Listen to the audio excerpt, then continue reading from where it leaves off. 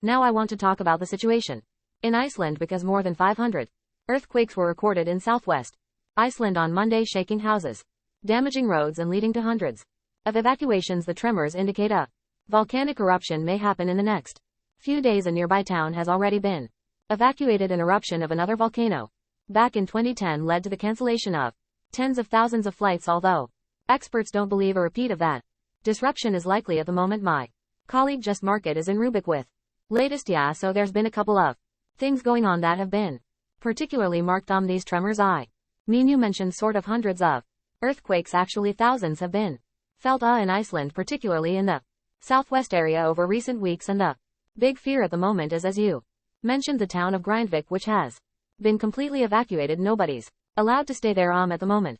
You might have seen pictures as well of really cracked roads and sinkholes in the area as well. But the big fear is that actually if and when an eruption happens, and nobody knows exactly when or where that might be, but there's enough seismic activity near the town to lead to concerns that you could see very destructive lava flows flowing through it. So all those people, the 4,000 odd people who've had to leave their homes, they are now waiting to see what happens and whether that level of destruction occurs. You mentioned 2010. I think at the moment, from what I'm told talking to volcanologists, they don't necessarily expect major travel disruption whenever this eruption may occur, because just of the composition of the magma and where it is at the moment. You can't know for sure, but I'm told it's very unlikely. But the real worry at the moment, as I say, is this town of Grindvik, and while they're very used to seismic activity, to have a whole town evacuated and fears that it could actually be destroyed or partially destroyed. That hasn't happened, I'm told, by locals for around 50 years. Often